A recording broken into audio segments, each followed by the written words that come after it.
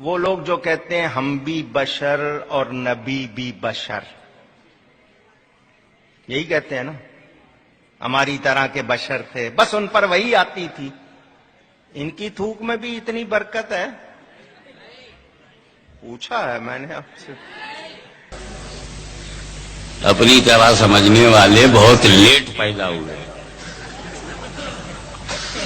صحابہ کے زمانے میں تو یہ دکھائی نہیں دیتے۔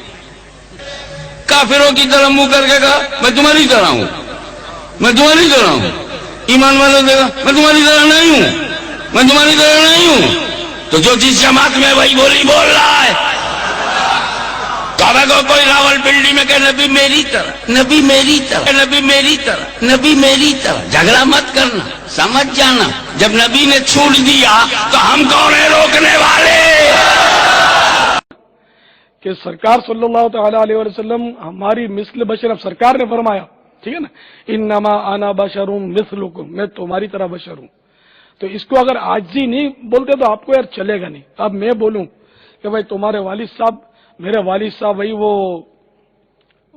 وزیر ہیں، اچھا تمہارے والد صاحب ہوں گے، ٹھیک ہے وزیر ہیں، لیکن ہماری گلی میں جو بھنگی ہے نا وہ تمہارے والد صاحب ایک ہی ہیں، تو آپ دیکھنا پھر صحیح مطلب کھوپڑی گھومے گی۔ اے نبی کی بیویوں، تم عام عورتوں کی طرح نہیں ہو۔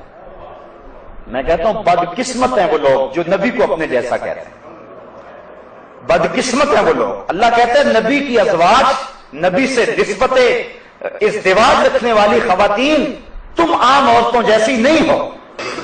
ابو بکر آج بھی حضور کے ساتھ مزار میں ہے، بولو سبحان اللہ۔ عمر آج بھی رضی اللہ حضور کے ساتھ مزار میں ہے، وہ اتنے قریب آج بھی ہیں، پھر بھی وہ کہتے ہیں ہم حضور جیسے نہیں۔ تو یہ کتنی بڑی بے ادبی ہے کہ کہا جائے کہ نہیں حضور تو ہماری طرح تھے۔ ان کے تمام جلسے دیکھ لو، نبی کو یہ نہیں معلوم تھا، نبی کو وہ نہیں معلوم تھا، نبی کو یہ نہیں پتا تھا، نبی تو ہمارے جیسے تھے، نبی تو ویسے تھے، نبی تو ایسے تھے۔ ابے تو جلسہ نبی کے عیب کے بیان کرنے کے لیے رکھتا ہے کہ نبی کی خوبیوں کے لیے رکھتا ہے؟ تو بات سمجھ میں آ گئی، تو نہ ان کا تھا نہ ہے، پھر تجھ کو کیا؟ تو ان کا ہوا ہی کب؟ نہ تیرا باپ دادا تھے نہ تو ہے۔ ارے نادان بدبختے، تیرا یہ خیال ہے کہ نبی تیرے جیسے ہیں اور تو نبی کے جیسا ہے، تو ایک گزارش ہے، پوری دیوبندیت سے گزارش ہے، پوری وہابیت سے گزارش ہے، پوری سلفیت سے گزارش ہے، پوری سعودی قوم سے گزارش ہے کہ تو کچھ بھی نہ کر، صرف ایک کام کر، نبی جیسا کلمہ پڑھتے تھے تو ویسا کلمہ پڑھ۔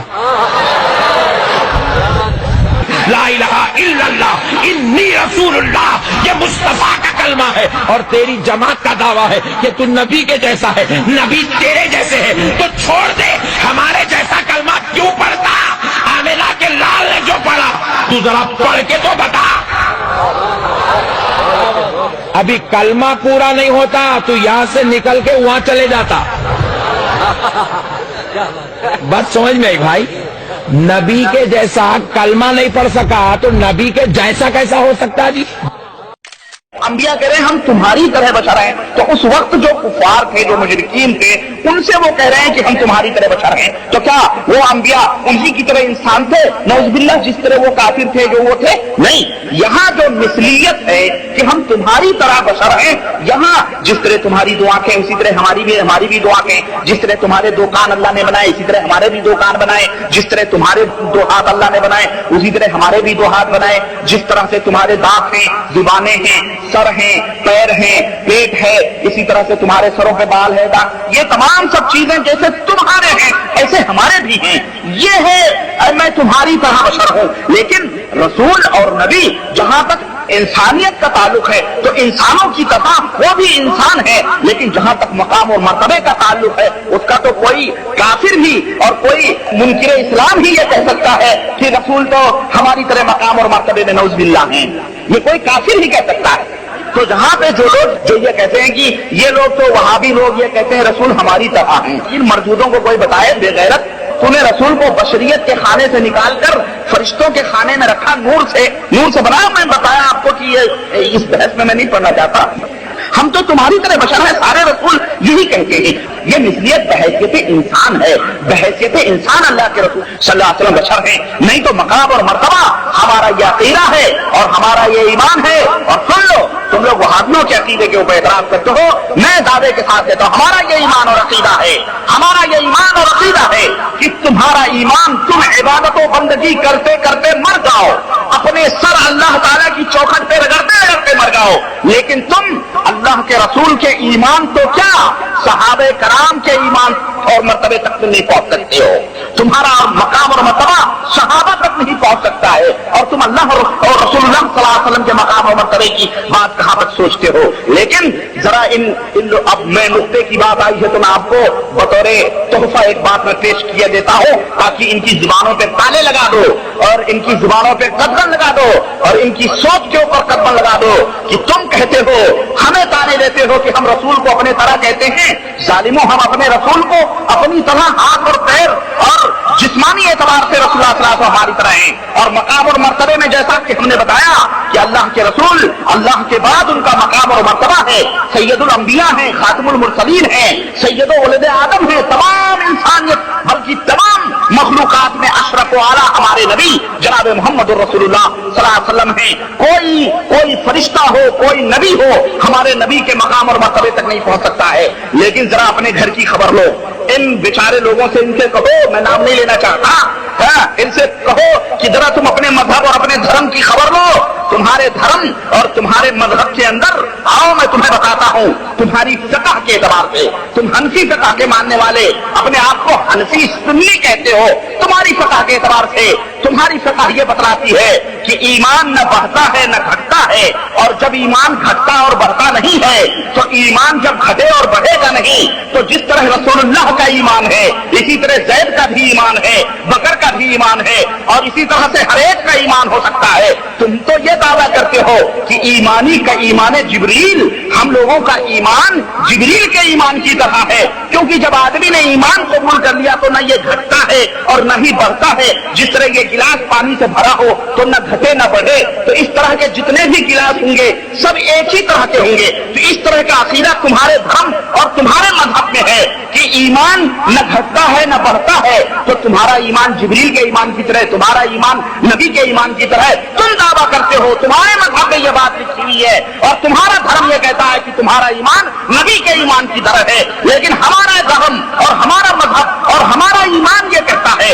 اور ہمارا اللہ اور ہمارے رسول یہ کہتے ہیں کہ تم زندگی بھر سجدے کرتے کرتے مر جاؤ, تم لاکھ اللہ تبارک تعالیٰ کے اوپر ایمان لانے کی دعویٰ کرو, لیکن تم تو صحابہ کے ایمان اور مقام اور مرتبے تک نہیں پہنچ سکتے ہو. چہ جائے کہ اللہ کے رسول صلی اللہ علیہ وسلم کے ایمان کے طرف اپنے ایمان کا دعویٰ کریں. یہ منہ اور مسور کی دال ان کے دھرم میں لکھی ہوئی یہ باتیں ہیں, ان کے مذہب میں. اور یہ ایک بات اور میں آپ کو بتاؤں, اصل میں آپ لوگ جانتے نہیں ان کی حقیقت کو, ان کی حقیقت کو ان کی کتابوں میں پڑھو.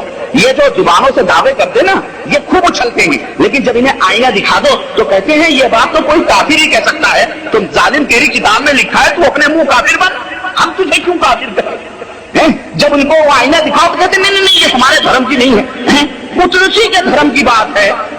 میٹھا میٹھا گپ کڑوا کڑوا چھو, وہ جاہل ہے, اسے پتا نہیں ہے, اسی کے دھرم اور اس کے مذہب میں وہ بات لکھی ہوئی ہے. اسی طرح سے یہ کہتے ہیں کہ یہ وہابی لوگ نبی کے اوپر ضرور نہیں بھیجتے.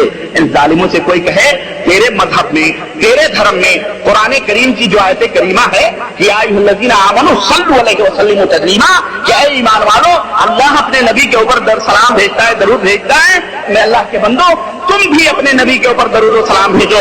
ہم وہابیوں کا یہ ایمان اور عقیدہ ہے کہ جب بھی پیغمبر اسلام جناب محمد رسول اللہ صلی اللہ علیہ وسلم کا اسم مبارک آئے گا تب سننے والے کے اوپر اپنے نبی کے اوپر درود بھیجنا واجب اور سخت ہوگا. لیکن تیرا مذہب یہ کہتا ہے کہ اگر اس نے زندگی میں ایک دفعہ نبی کے اوپر درود پڑھ لیا تو وہی کافی ہے, اس کے اوپر واجب ہے ہی نہیں. تو کہاں سے آیا ہمارے مقام اور مرتبے میں کھڑا ہونے کے لیے؟ ہم تو نبی کا نام سن کے ہمیشہ درود و سلام کی بات کرتے ہیں, اور تو میڈین انڈیا, میڈین بریلی درود پڑھ کے بڑا فخر کر رہا ہے. ارے وہ تو درود جو پڑھ رہا ہے وہ درود تو ہمارے آقا نے سکھایا ہی نہیں. ہم تو مدینے کا درود پڑھتے ہیں, اللہم صلی علی محمد وعلی آل محمد کما صلیت علی ابراہیم وعلی آل ابراہیم ابراہیم انک حمید مجید اللہم بارک علی محمد وعلی آل محمد کما بارکت علی ابراہیم وعلی آل ابراہیم انک حمید مجید. اور تو میڈ ان انڈیا اور میڈ ان بریلی درود پڑھتا ہے. اور کون سا درود؟ صلی اللہ علیہ نبی الامی صلی اللہ علیہ وسلم صلاۃ و سلام علیک یا رسول اللہ الصلاۃ و سلام علیک یا حبیب اللہ. پتہ نہیں کہاں کا یا نبی گا گا کے درود پڑھتا ہے, گا گا کے سلام کرتا ہے. اسے ظالم سے کہو تو گا گا کے کسی اپنے باپ سے سلام کرو, چھماٹ مارے گا کھینچ کے.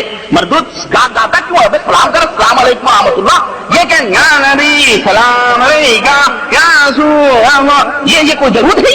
یہ تمہیں مذاق.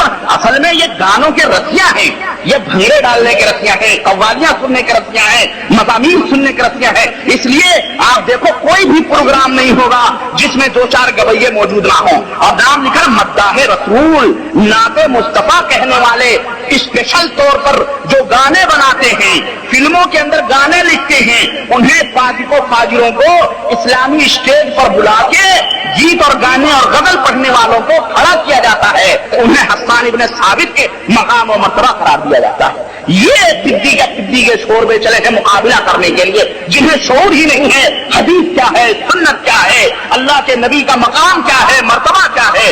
انہوں نے احانت رسول کیا, توہین رسول کرتے ہیں یہ, اور دعویٰ لوگوں سے کرتے ہیں تو بڑے بھاری عاشق ہیں, ہم تو بڑے بھاری نبی صلی اللہ علیہ وسلم سے محبت کرنے والے ہیں. آؤ میں بتاتا ہوں محبت کیا ہے, نبی کریم صلی اللہ علیہ وسلم سے الفت و محبت کا مطلب اور اس کا مفہوم کیا ہے. آؤ یہاں سیکھو, ہماری مجلسوں میں آ کے اپنی شاگردی کے گھٹنے ٹیکو, تب تمہیں قرآن و حدیث کا علم ہوگا. تم قبروں کے پجاری, تم چلے ہو نبی رسول صلی اللہ علیہ وسلم کی محبت کا دام کر کے, اور چلے ہو تم ڈھڈورا پیٹنے.